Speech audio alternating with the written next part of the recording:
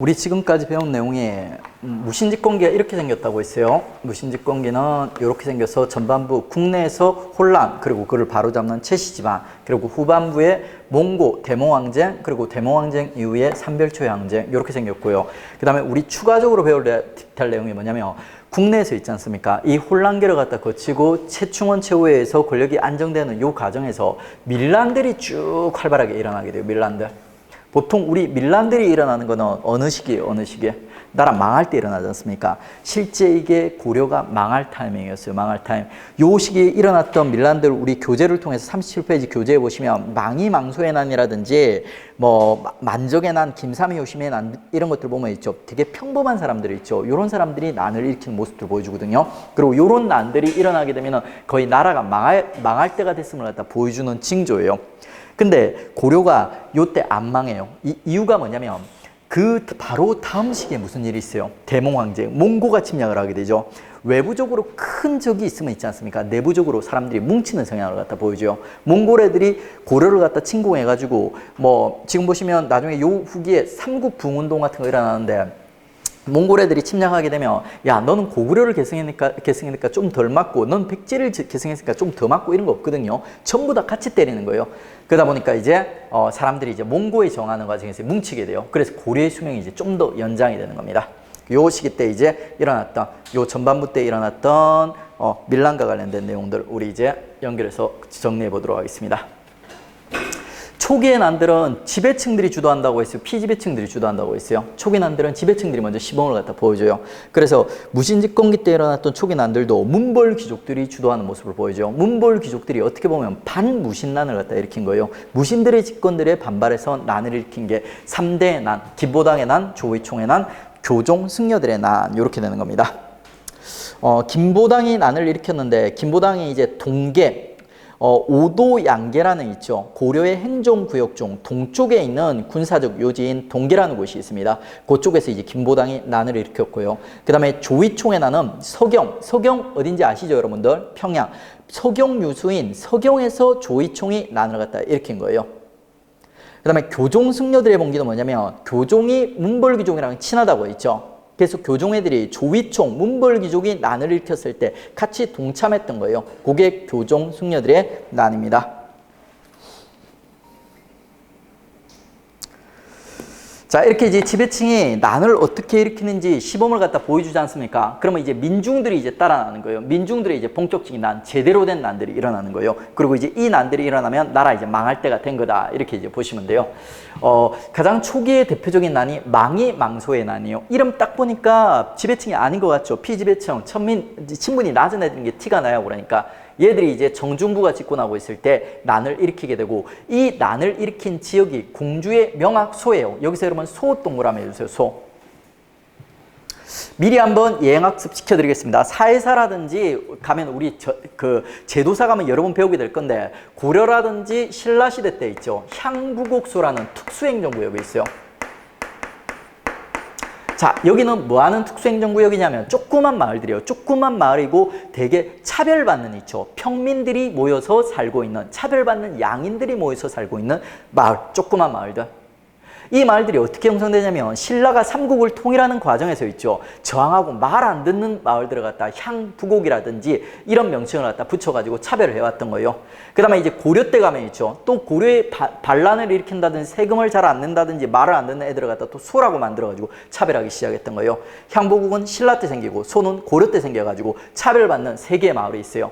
요 차별받는 세 개의 마을 중에 소라는 마을이 있죠. 공주 명학에 있는 소라는 마을에서 망이망소이라는 차별받는 양인들이 난을 갖다 일으켰던 거예요.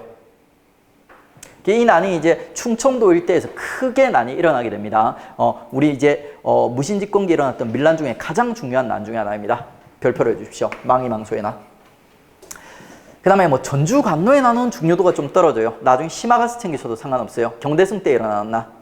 그 다음에 김삼이 효심의 난은 망이망소의 난만큼은 안 중요한데 한 B급 정도로 이제 중요합니다. 이민이라는 있죠. 노비 출신이 집권하고 있을 때 이민의 원래 본거지가 경주거든요. 경상남도예요. 그러니까 이민의 본거지에서 김삼이와 효심이라는 사람이 난을 일으킨 거예요. 요 난은 있지 않습니까? 이민이랑 결합한 난이라고 보시면 돼요. 이민이 있죠. 최고 집권자가 된 다음에 왕이 한번 돼보고 싶어서 욕심을 낸 거예요. 그래서 이민이 진해 본거지, 지 원래 고향 일대 있지 않습니까? 경남 일대에서 난을 부추긴 거예요. 김삼이, 효신 같은 사람이 난을 일으키도록. 그리고 이 난이 성공적으로 진행이 되면 있죠. 이민이 이 난과 결합을 해가지고 왕이 되려고 했던 거예요. 그래서 이제 운문, 초전, 요 경남에 있는 일대예요. 그러니까 요 일대에서 이민과 내통해서 일어난 난, 그리고 이제 이민이 경주 사람이다 보니까 신라붕운동의 성격을 가진 난, 그게 김삼이, 효심의 난입니다. 자, 그 다음에 이제 만적의 난 또 별표 칩니다. 요 시기 난 중에 가장 중요하고 시험 문제가 돼서 자주 나오는 게 망이망소의 난과 그 다음에 만적의 난이요. 자, 만적의 난은 있죠. 만적이는 최충원과 관련되어 있어요. 최충원의 사노비요. 최충원의 사노비. 만적 같은 경우는 최충원의 사노비로서 전투노비였어요. 여러분, 노비가 위험한 이유가 뭐냐면 이 노비를 갖다 병력으로 쓸 수 있는 거예요. 최충원이 그렇게 썼던 거예요. 이민 잡을 때 있지 않습니까? 만적이라는 전투노비를 갖다 데려갔던 거예요. 그리고 만적이가 이민을 갖다 잡는 과정에서 깨달음을 갖다 얻은 거예요. 만적이가 노비 출신이죠. 근데 이민도 노비 출신이 되지 않습니까?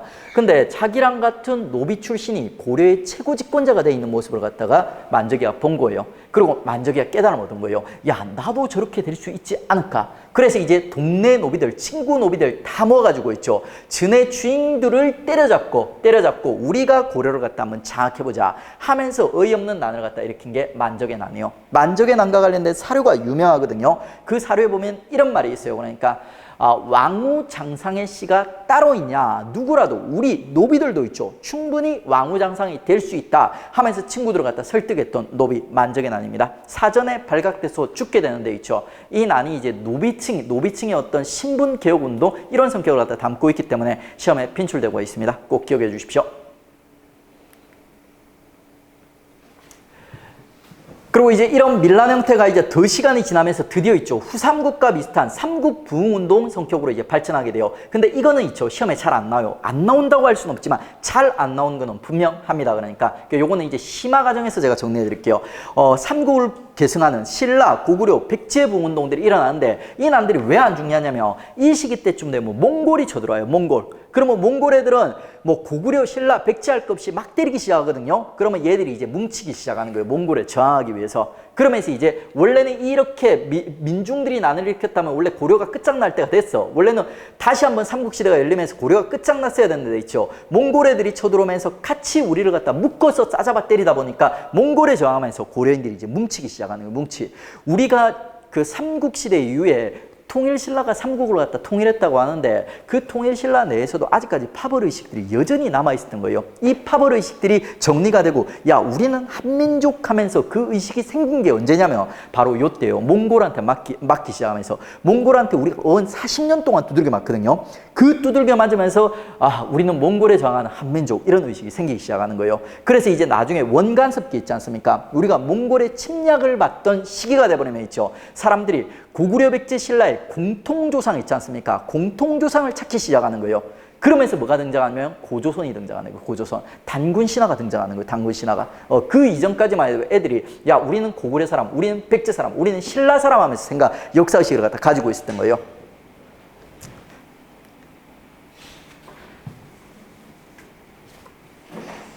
자, 그럼 관련된 문제 풀어보겠습니다. 자, 동북면 병마사 김보당이 나오죠. 그러면 이건 뭐예요? 자, 무신직공기 일어났던 밀란 중에 초기 밀란이죠. 그러니까 이 밀란이 이제 어디로 들어가야 되냐 하는 거예요. 지금 연도관광은 필요 없습니다. 연도관광은 제가 마지막에 잡아드릴 거예요. 고려 끝내면서 우리가 알고 있는 있죠. 주요 역사적 사건들을 갖다 중심으로 순서를 갖다 한번 잡아보면 돼요. 어디 들어가면 돼요? 어디에? 무신정변 이후죠. 그러니까 다. 그리고 강화천도는 나중에 우리가 몽골에 항복하는 사건이거든요. 그러니까 요거 이전 다에 이제 들어간다. 이렇게 보시면 돼요.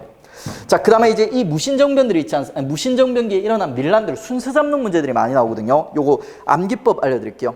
좀 변태 같은 암기법인데 암기해 두시면 유용하게 쓸 수가 있습니다. 자, 문벌귀족기 3대 난이 있죠. 김보당의 난, 조의총의 난, 교종 승려들의 봉기예요. 요거 순서를 잡으면 이렇게 잡을 수 있어요. 김보당 조교 혹은 김조교로 잡으세요. 그래서 김보당, 조이총, 교종, 승려들의 봉기 이렇게 잡으세요. 그 다음에 이제 김조교가 있지 않습니까? 뭐를 좋아하냐면 있죠. 일단 전주관노의 난이 중요도가 제일 떨어지거든요. 요거 제끼고 있죠. 나머지 애들로 순서를 잡아드릴게요. 망이 망소의 망 동그라미 하세요. 김조교는 망, 그 다음에 김삼이 효심의 난에 사를 동그라미 하세요. 사. 망사만 좋아해.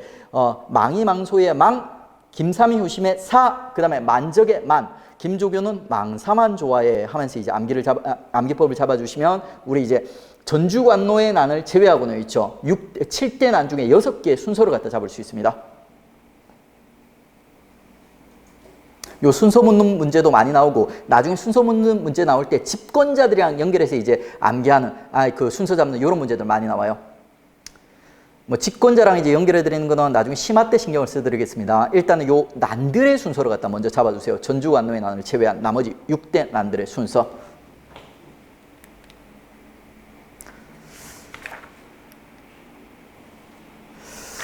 자, 이렇게 해가지고 이제 우리 무신직공기 있죠. 전반부 그러니까 국내에서 있었던 여러 가지 사건들이 이제 다 정리했어요. 그러면 이제 후반부 있죠. 몽골과의 사이에서 있었던 2개의 마디를 갖다 우리 정리할 거예요. 첫 번째 마디는 40년 동안 이제 대몽 항쟁기예요. 대몽. 몽골의 이제 6차례 침입에 우리가 저항하는 모습들.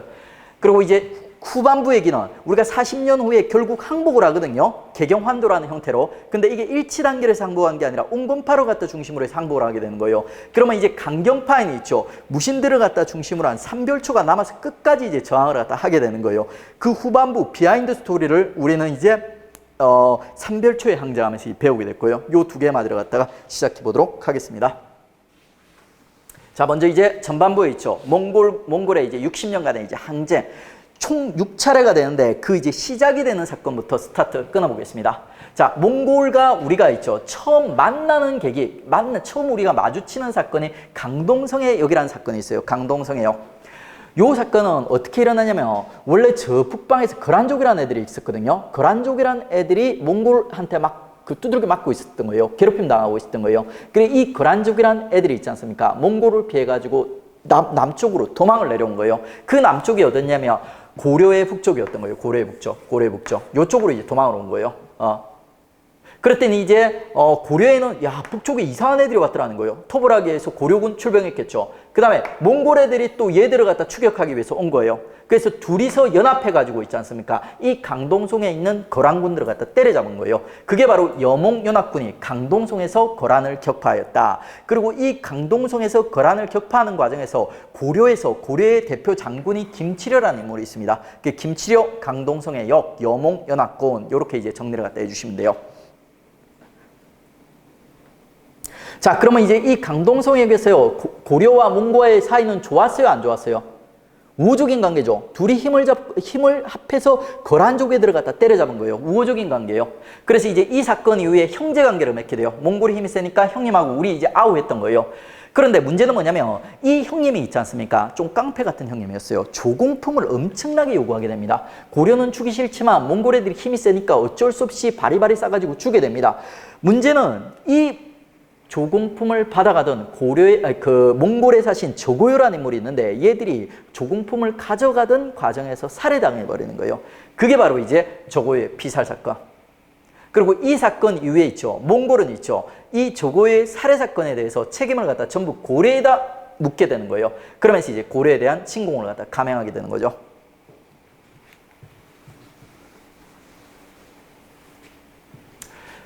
(1차) 침입.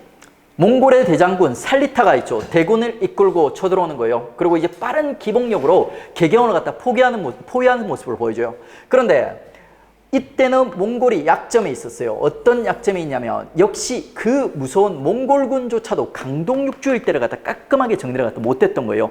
삥 강동육주를 우회해가지고 있죠. 몽골 개경을 갖다가 포위를 갖다 했던 거예요. 얘들 약점이 있어요, 없어요? 있죠. 보급로 끊길 수 있죠. 그래서 몽골이 1차 침입 때는 시간을 갖다 못 끌어요. 그러니까 왜? 보급로 끊기면 주네도 굶게 되니까.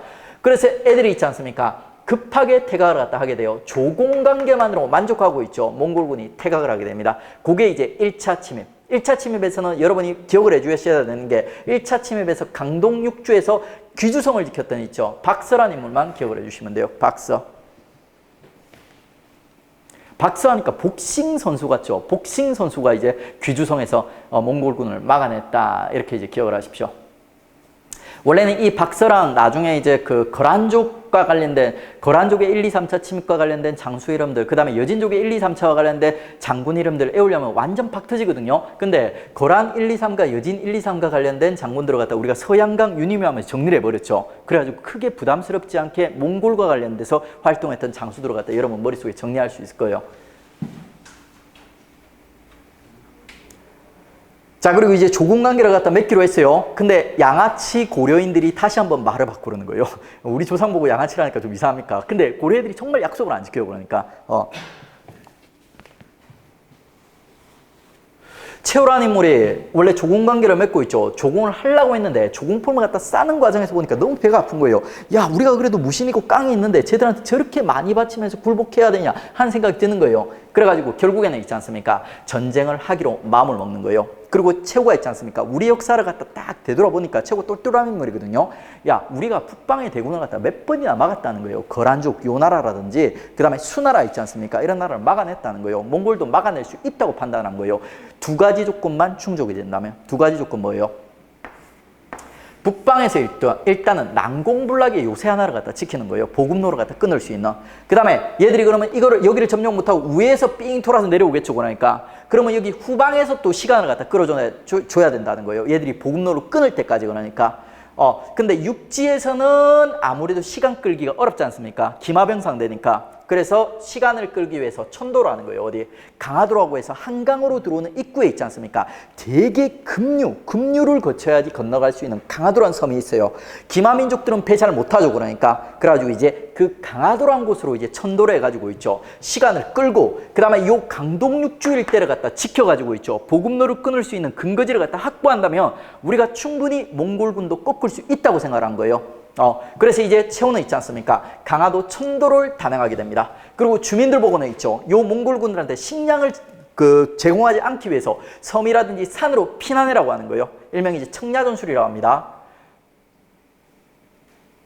우리가 이제 전쟁 준비를 이렇게 하니까 몽골 애들도 느낌이 있겠죠. 그러니까 야, 고려 애들이 우리한테 계기기로 했구나 하면서 이제 눈치를 챈 거예요. 그래서 이제 몽골이 이제 2차 침입을 감행하게 되는 겁니다. 근데 우리가 실수를 했어요.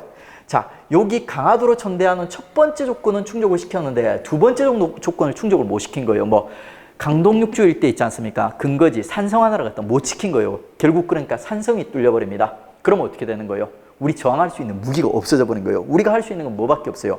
이제 버티기, 시간 끌기밖에 없는 거예요.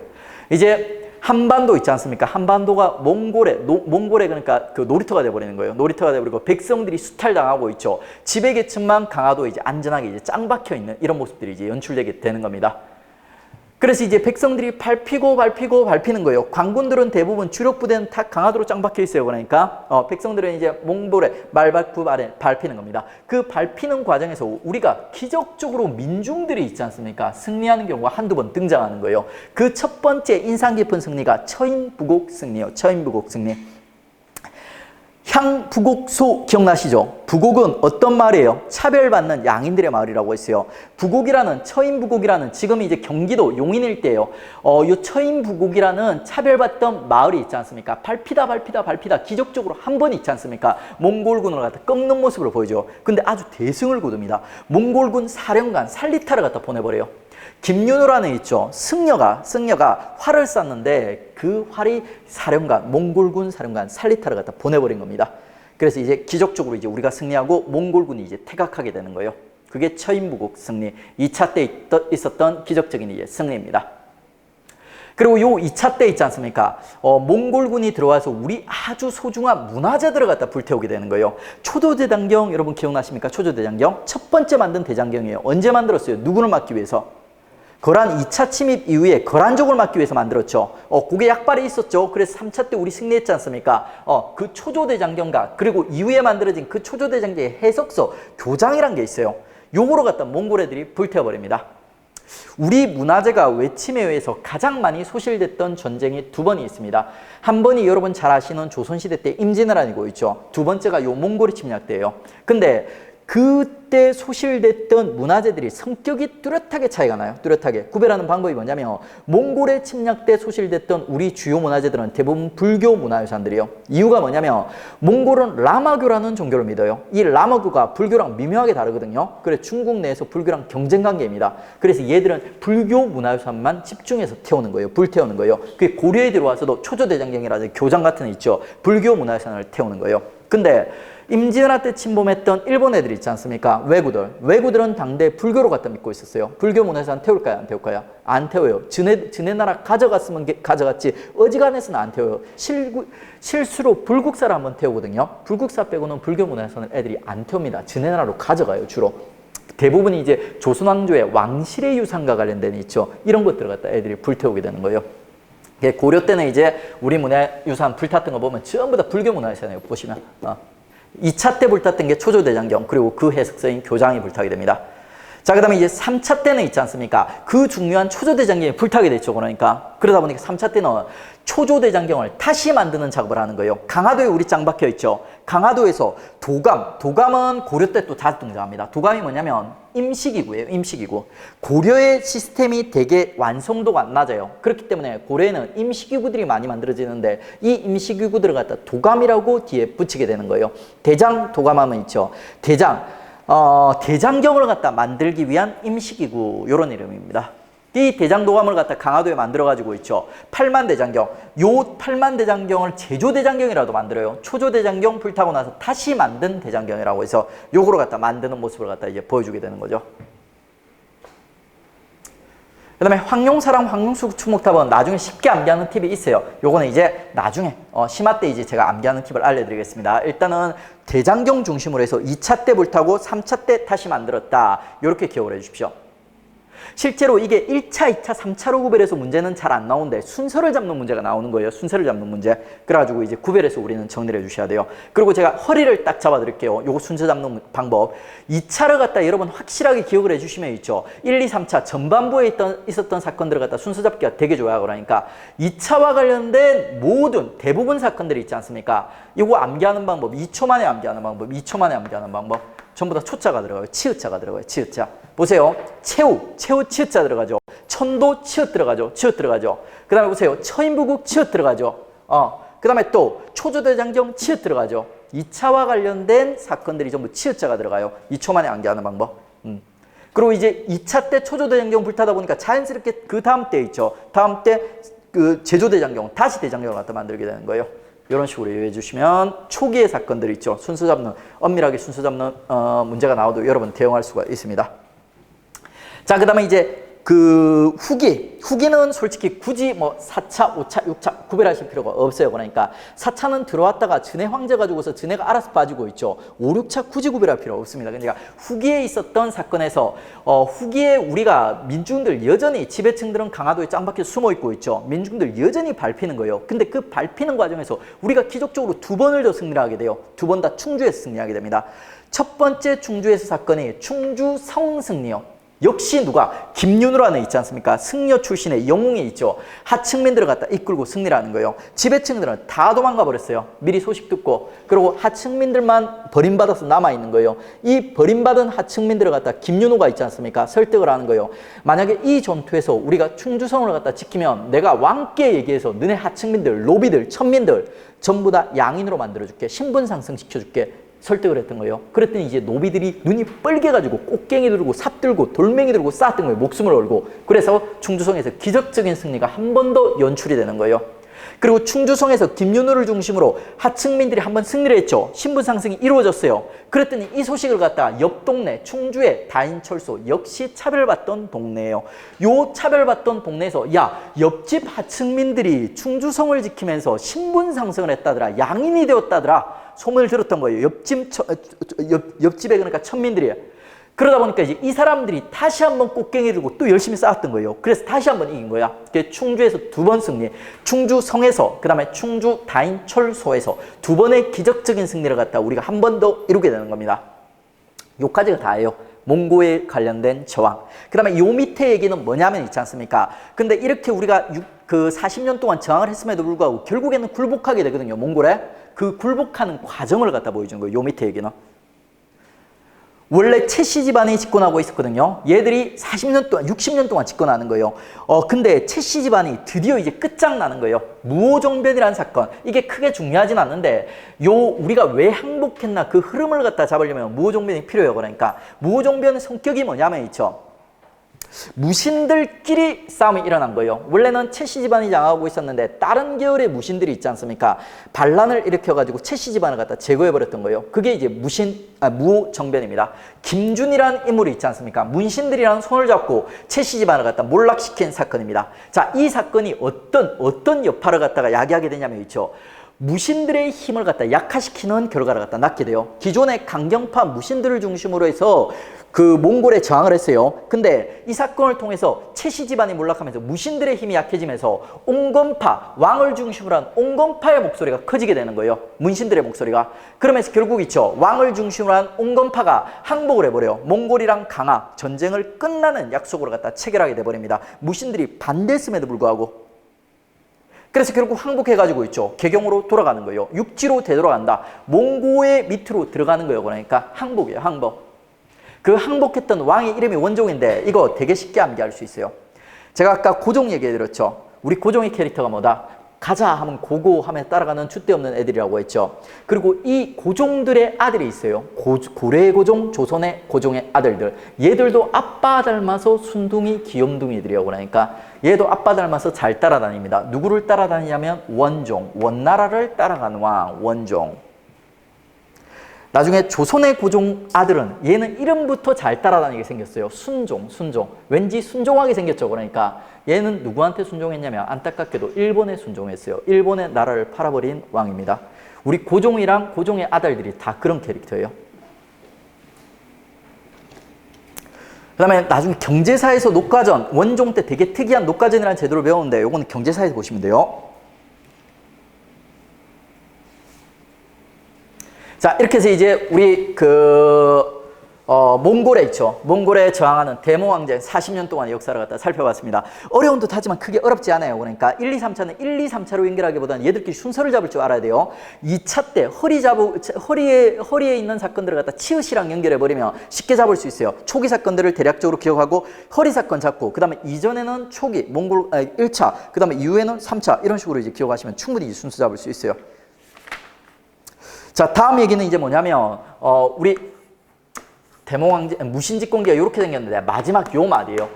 요 세 번째 말이 있지 않습니까? 요 말이 때 결국 우리가 개경환도를 하면서 항복을 했어요. 근데 이게 일치단결을 해서 항복을 했다 아니면 내부에서 파벌이 나뉘었다.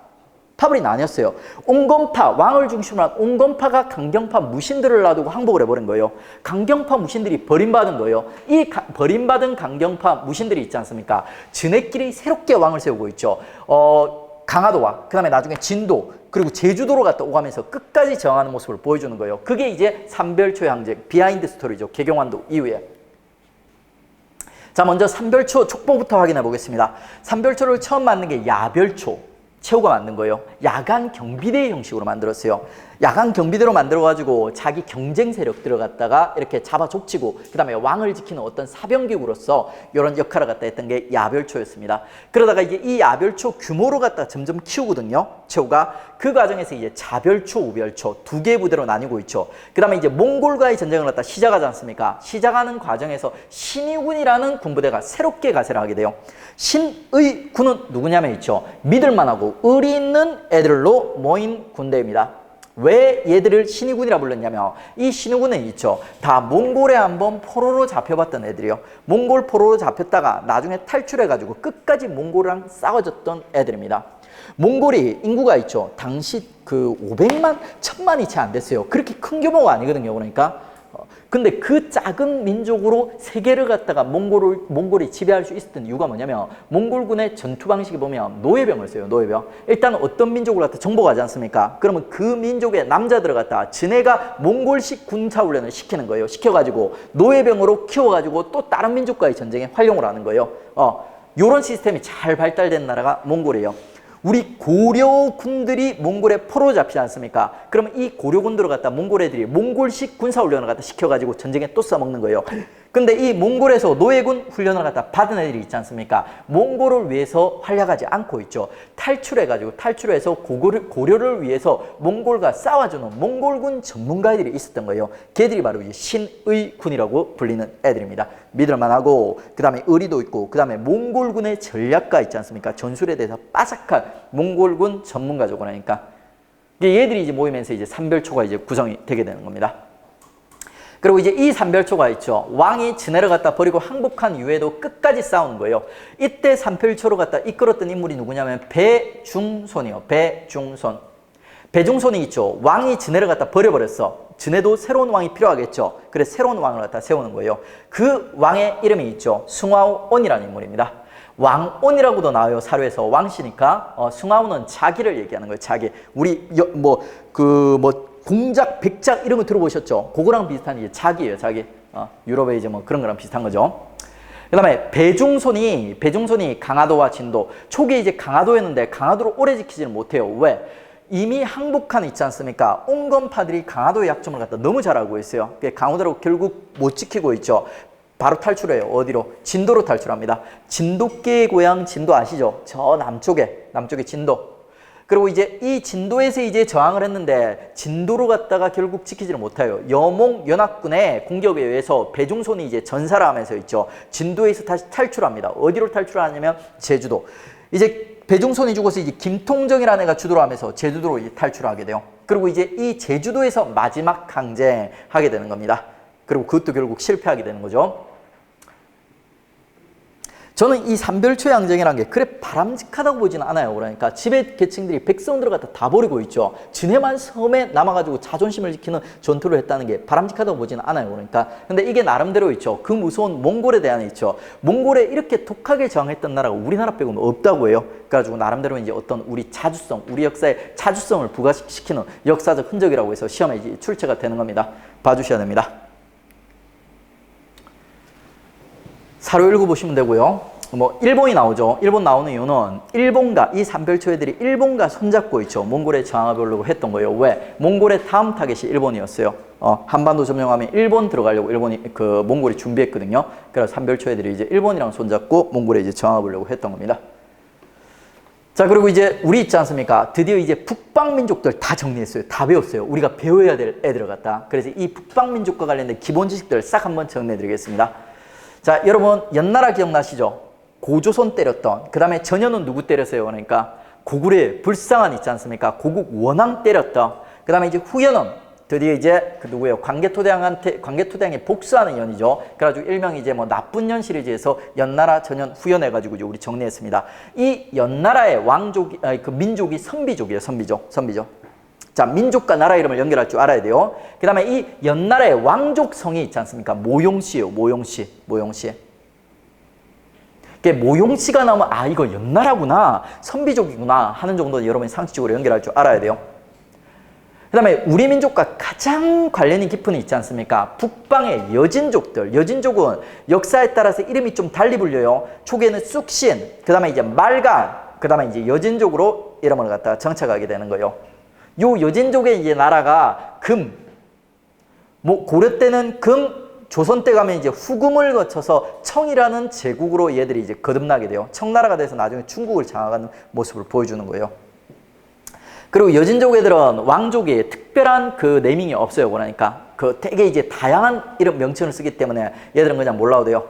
그 다음에 이제 거란족, 요 나라를 세운 거란족. 그 다음에 요 나라 왕족들은 있죠. 야율시를 써요. 야율, 아부기, 야율 이렇게 쓰게 됩니다. 그 다음에 이제 몽골이 세운 나라, 원나라. 그 다음에 이제 몽골 왕들의 이름은 칸을 갖다 쓰게 돼요. 여러분 징기스칸, 쿠빌라이 칸 이런 명칭 들어보셨죠? 이런 식으로 해서 이제 민족들, 북방민족들 정리를 갖다 해주시면 됩니다. 관련된 문제 풀어보겠습니다. 고려시대 삼별초에 대한 설명으로 옳지 않은 것은 무신 정권의 사병적인 기능뿐만 아니라 왕의 시위와 도덕의 체포도 담당하였다. 자, 삼별초가 이런 적이 있어요, 없어요? 삼별초가 초기 야별초가 이런 성격을 가지고 있었어요. 초기 야별초가 야간 경비 부대로서 도적 체포, 그러니까 말이 도적이지 실제로 진의 경쟁자 제거했고, 그 다음에 왕도 지키는 있죠. 이런 기능들을 갖다 가지고 있었던 거예요.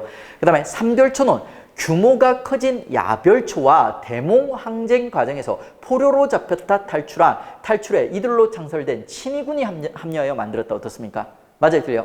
맞죠? 만약에 여러분들 오답이 나온다면 요거를 갖다 틀게 돼 있어요. 요걸 뭘로 트냐면 우리 앞서 별무반 보셨죠? 별무반. 거기 보면 이름이 비슷한 신보군, 신기군이 나요. 신기군이 나요. 그거를 틀어가지고 요 신위군과 틀어가지고 있죠. 오답을 구성하게 되니까 주의해 주십시오.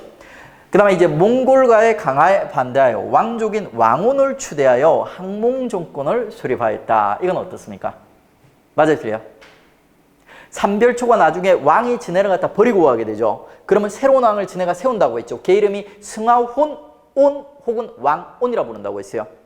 그 다음에 4번 강화도에서 진도로 이동하면서 김통종의 지휘를 받았으나 여몽 연합군의 공격으로 김통종이 전사하자 배중손이 지휘하여 제주도에서 항전하였다. 맞아요, 틀려요? 틀렸어요. 어디가 틀렸어요, 지금? 바꿔놨어요. 배중손과 김통종을 바꿔놓은 거예요. 이런 식으로 오답이 구성이 됩니다.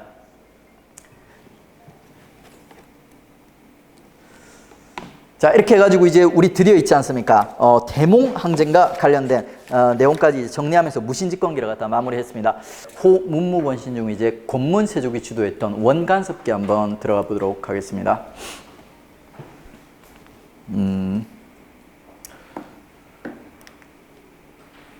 원간섭기는 우리가 개경환도 했다는 거 자체가 몽고한테 결국엔 굴복했다는 거예요. 그러면서 이제 원나라의 간섭이 시작되고, 그리고 이제 원의 간섭이 시작되다 보니까 자연스럽게 원이랑 친한 친원 세력들이 국내에서 주도권을 갖다 잡은 거예요. 그게 이제 권문세족기.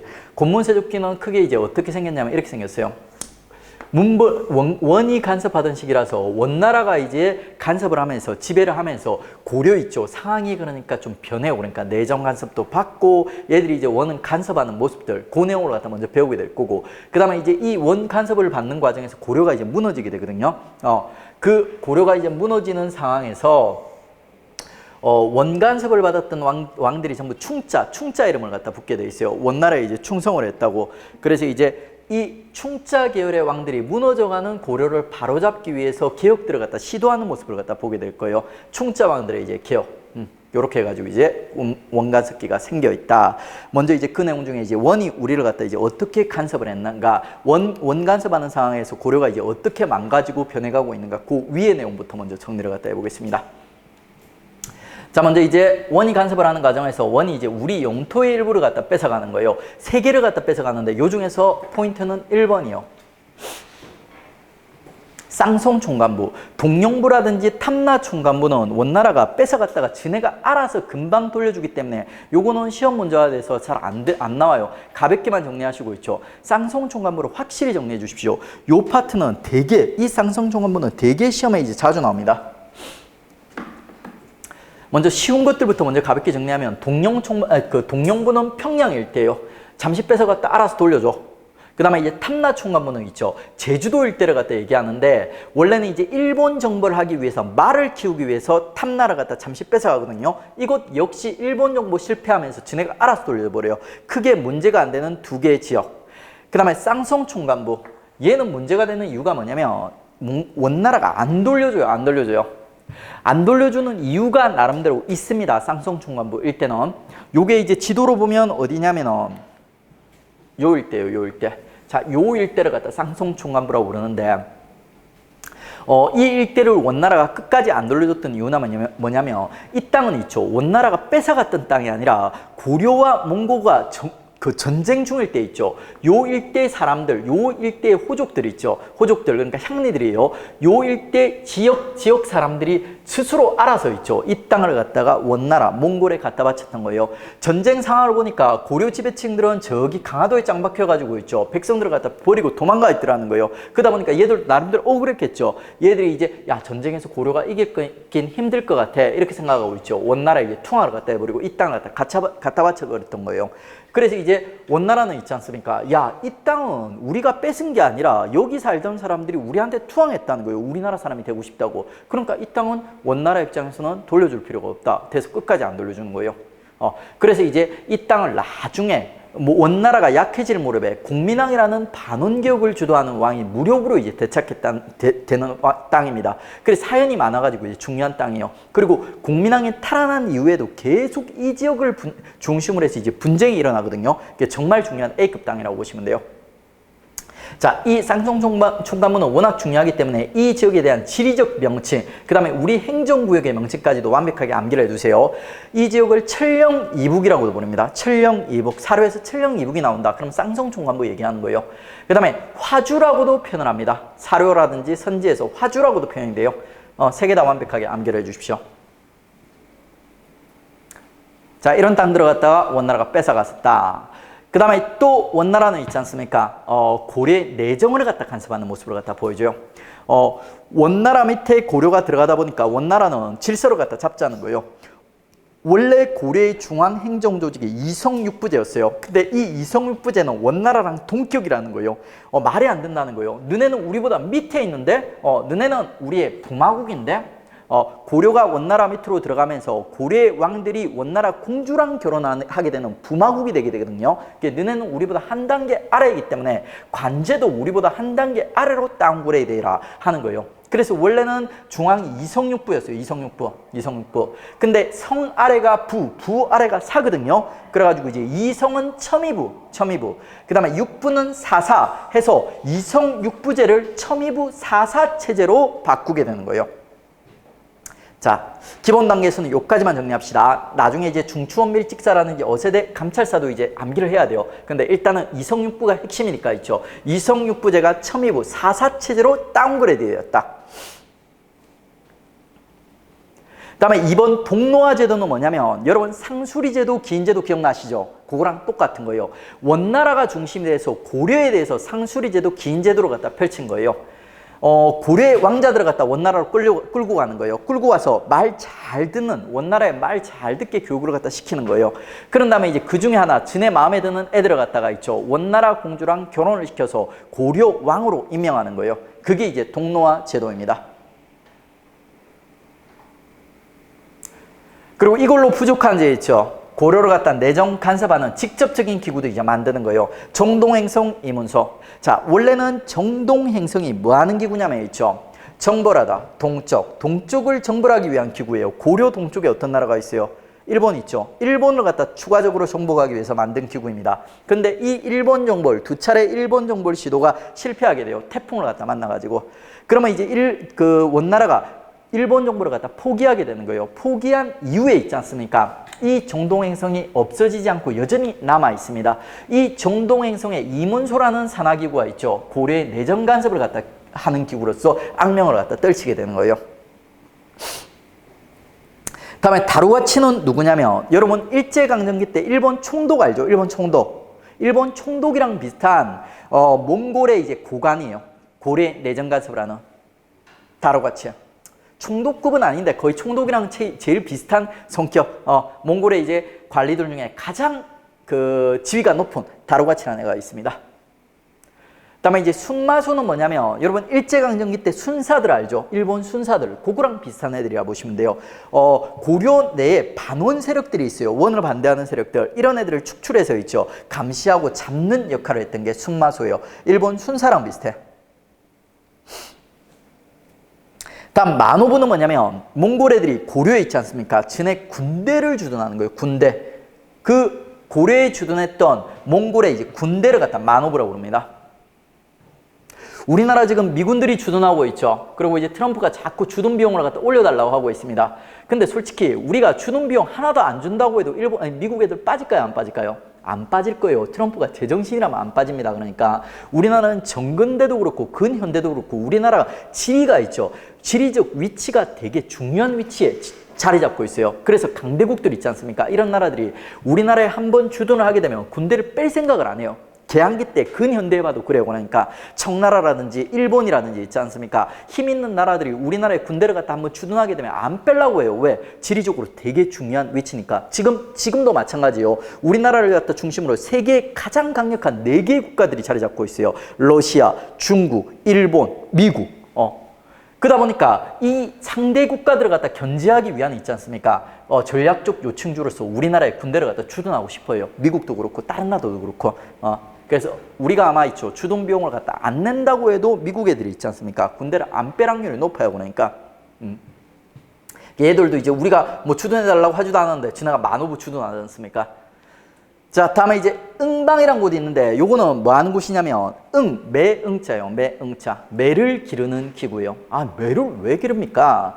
몽골 귀족들 취미생활이 뭐였냐면 매사냥이에요. 매사냥. 그리고 이제 그 매사냥을 가장 잘하는 매가 있죠. 동방의 해동청. 여러분 들어보셨던 송골매예요. 송골매.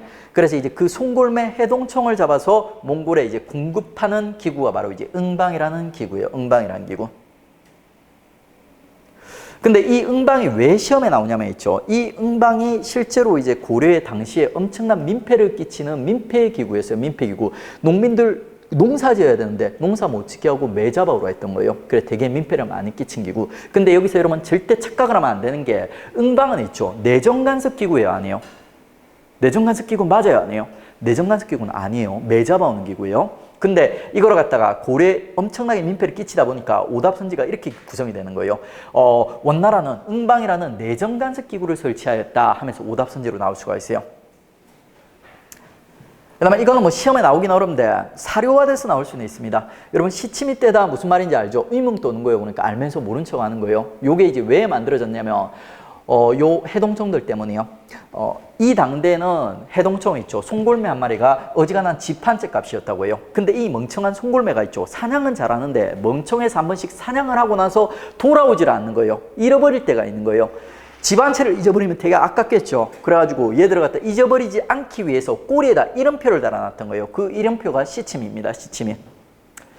길 가다가 한 번씩 매가 보이는 거예요. 집 한 채가 보이는 거예요. 딱 찾았어. 근데 꼬리표가 있는 거예요. 누구 대감집 매, 송골매 하면서 이름표가 있는 거예요. 근데 이제 돌려주기가 좀 아까운 거예요. 집 한 채를 주었는데. 그래서 이제 그 시치미를 뚝 떼어버리고 있죠. 자기 매인 척 하면서 이제 팔아먹는 거예요. 그런 풍속에서 시치미를 떼라는 말이 등장을 한 거예요.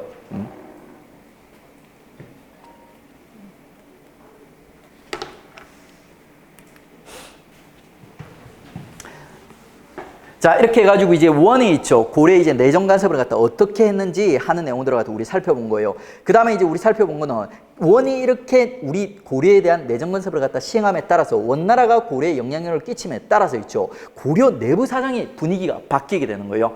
일단 고려 내부에는 있죠. 원나라가 영향력을 행사하다 보니까 자연스럽게 원이랑 친한 친원 세력인 권문세족이란 애들이 있죠. 주도권을 잡고 고려를 갖다가 주도하는 이런 모습들이 등장하게 되는 거예요. 그래서 이제 우리는 권문세족이 있죠. 원간섭기 때 어떤 제도적 기반을 가지고 어떤 경제적 기반을 가지고 고려 내부를 갖다 주도했는지 그 내용들을 갖다 정리하는 거예요. 정치적으로는 있죠. 도평의사사 별표.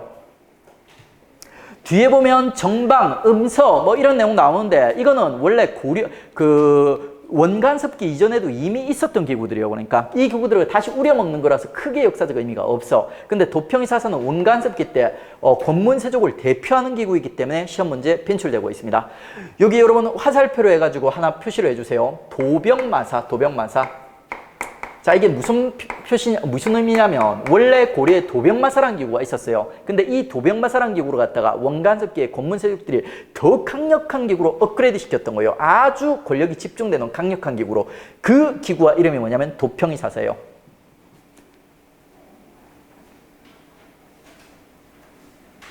그리고 뒤에 보면은 가문보다 관직을 중시하였다 되어 있는데 요거는 이제 문벌 귀족이랑 권문세족을 구별해내는 표기입니다.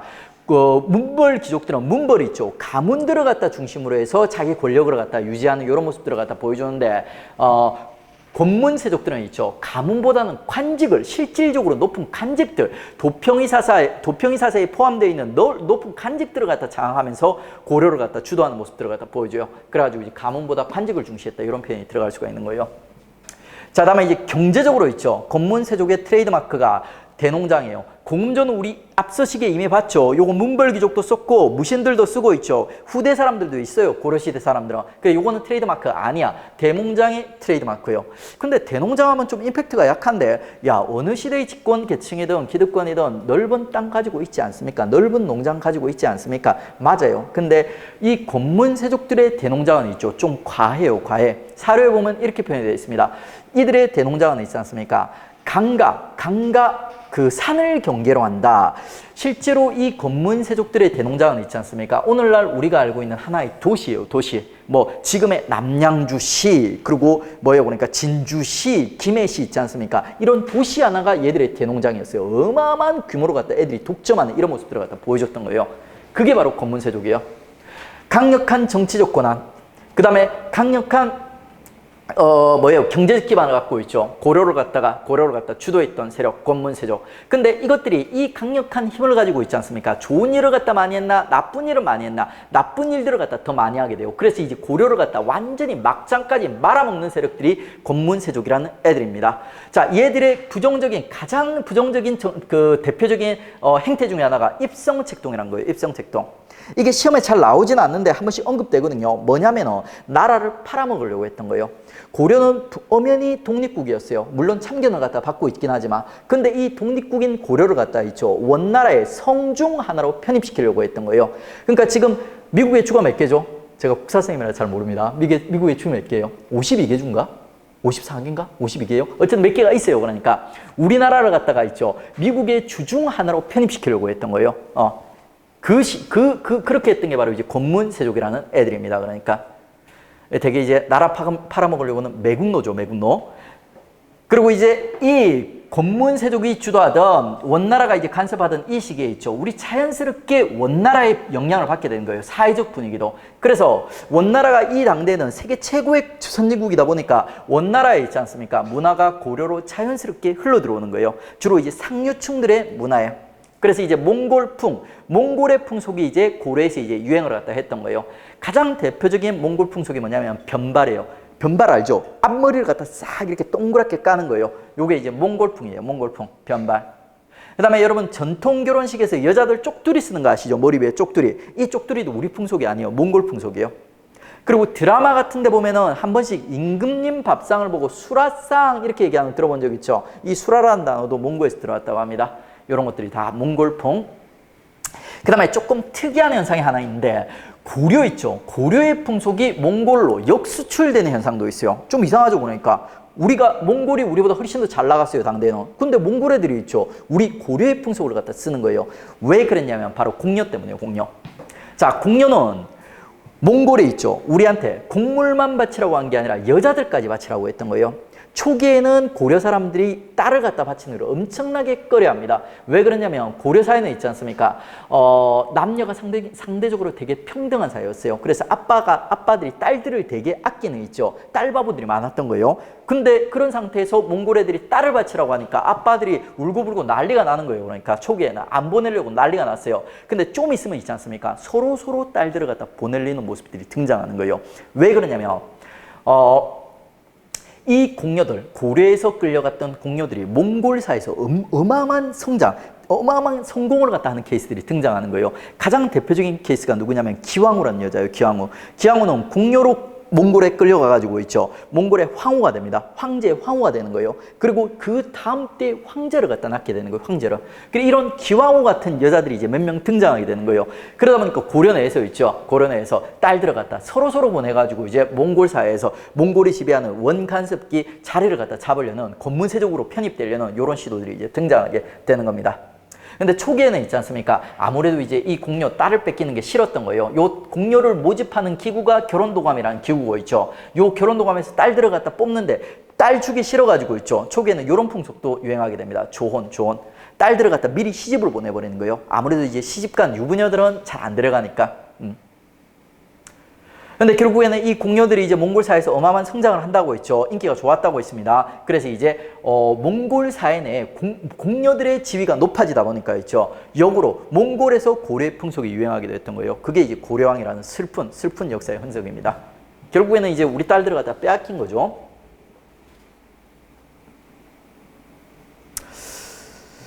자, 이렇게 해서 이제 원이 있죠. 요 원이 이제 고려에게 어떤 영향을 갖다 미쳤는지 하는 내용을 갖다 우리가 이제 같이 살펴봤습니다. 관련된 문제 풀어보겠습니다. 원간섭기에 대한 다음 설명 중 가장 옳지 않은 것은 부원배들은 고려국을 없애고 고려를 원의 직할령으로 만들자는 주장을 하였다. 맞을까요? 틀렸을까요? 여러분 부원배라는 단어 처음 보죠. 그러니까 근데 우리 배자 쓰면은 되게 좀 못된 애들에게 쓰죠. 그러니까 그 다음에 부원 하니까 얘들이 누구 얘기하는 것 같아요? 친원 세력들, 권문 세력들 얘기하는 거예요. 그게 국사적 어휘력이 이런 게 필요한 거예요. 눈치도 좀 필요해요. 그러니까 맞는 얘기입니다. 이 입성책동 얘기하는 거예요. 그 다음에 이제 원의 분화국이 되었으며 관제가 개편 및 격화되었다. 어떻습니까? 맞죠? 그 다음에 원의 공료 요구에 따라 결혼도감을 매 징발을 위해서 응방을 설치하였다. 맞아요? 틀려요? 전반부 맞아요? 틀려요? 원의 공료 요구에 따라 결혼도감 맞아요? 틀려요? 결혼도감에서 여자들 공료들 뽑아서 갖다 바치다고 했잖아요. 그 다음에 매징발을 위해서 응방 어때요? 맞는 얘기요. 틀린 거 없어요.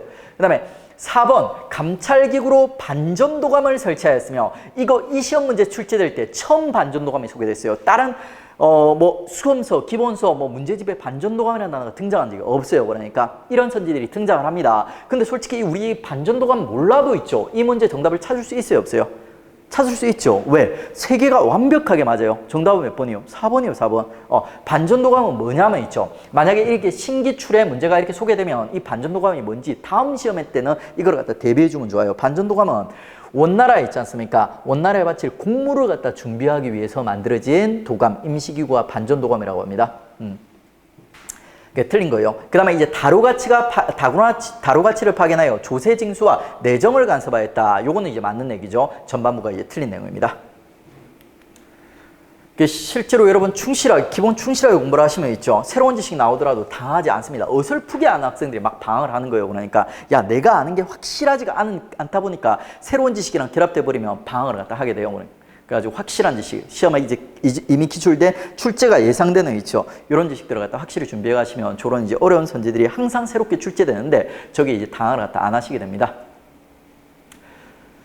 자, 이렇게 해서 이제 우리 권문세족기 때 있지 않습니까? 전반적인 분위기 이제 살펴봤어요. 근데 전반적인 분위기 살펴보니까 이제 시간이 다 됐네요. 그래가지고 일단은 이제, 우리 요까지 이제 공부를 했어요. 원간섭기가 이렇게 생겼다고 했습니다. 전반적으로 이제, 원나라가 이제 원간섭을 갖다 시작하면서 고려의 전체적인 이제 분위기가 이제 변해가는 거예요.